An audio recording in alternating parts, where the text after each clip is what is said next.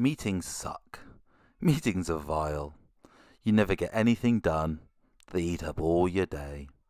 Meetings are distractions. They wander off topic. Meetings cost money. And for many, meetings aren't real work. Meetings make everyone miserable. So here we are, at a standard office in a standard company. And it's not just the attendees who hate meetings.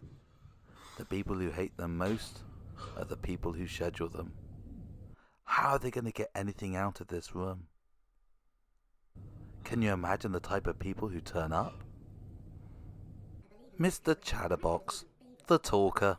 He talks and talks and talks and talks and talks about everything and anything. There has never been a silence which he hasn't interrupted. He has to add his opinion to every single conversation that anyone has ever had at any time, ever.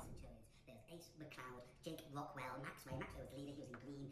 Ace McCloud was in blue. He had rockets on his arms, that was really cool. Jake Rockwell had like wild Weaseman designate. And then you get Tweedledum, the man who likes to argue, with Tweedledee, the other man who likes to argue about everything and anything. If one says red, then the other says blue. If one says blue, then the other says red. They disagree on most things, on most topics, most of the time, and they are never short or never backward in coming forward in telling the other how they feel. What about those quiet ones at the back? You don't know if they're paying attention or if they're some sort of silent assassin waiting for their moment to pull the trigger.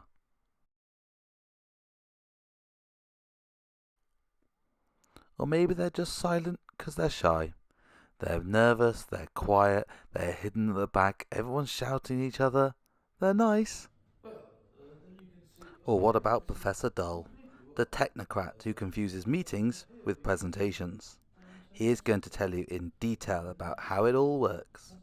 Slowly and methodically, he will suffocate the meeting with his minutiae.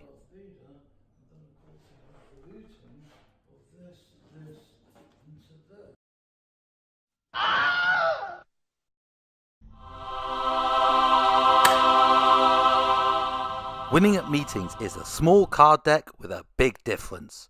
10 facilitation hacks in a pack to enable you to turn your meetings into the short, sharp, high-value events you dreamed they could be. Designed by meeting facilitators and business coaches with decades of experience of helping make meetings better. They have brought all that knowledge onto this simple deck of cards to enable you to be winning at meetings.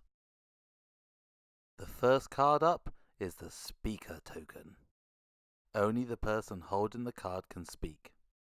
This stops people, like Mr. Chattyman, talking over or interrupting everyone else.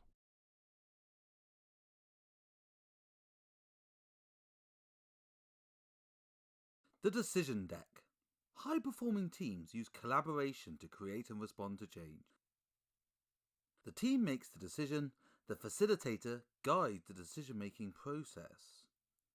We can use this idea in our meetings to get better, swifter decisions made by the attendees. The decision deck is made of 5 cards. Each winning meetings pack has enough for 4 people to play this game. Each player takes the 5 cards. We start with someone making a suggestion or comes up with an idea they wish to move forward with. Shall we have turkey for the Christmas meal? Then everyone votes. Card 5 represents wild, unbridled support. They love the idea. Card 4 is fine idea. Wish I had thought of it.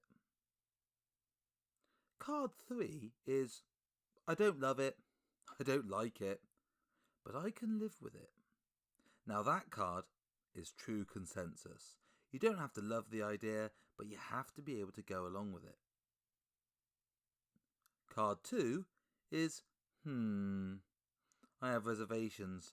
Can we keep talking about this? And card 1 is no, no, no, no, no, stop, I am very, very opposed. Everyone votes at the same time and we see what the results are. We need to get everyone to a 3 or above. So you can see this game can reveal when both sides are just arguing for arguing's sake and don't actually mind the result.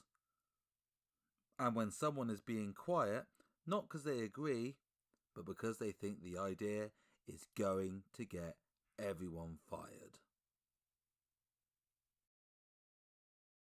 The 5-minute rule. Everyone has a right to a voice. Everyone has a right to share their ideas and discuss their opinions. But everyone also has the right not to be ranted at for an hour. The way the 5-minute rule works is anyone can discuss or talk about anything for up to 5 minutes. After 5 minutes, anyone can call time and we stop that discussion and move on. Those who are interested can take it offline and talk separately about it. We use the cards to signal when the 5 minutes is up. Everyone has a card in front of them, and when they want to, silently, they can turn the card over, indicating time is up. Ask opinion. What do you think?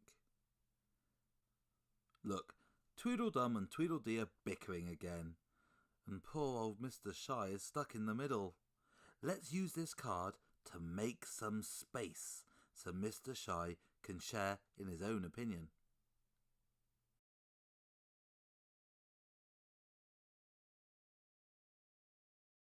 Or the Iceman.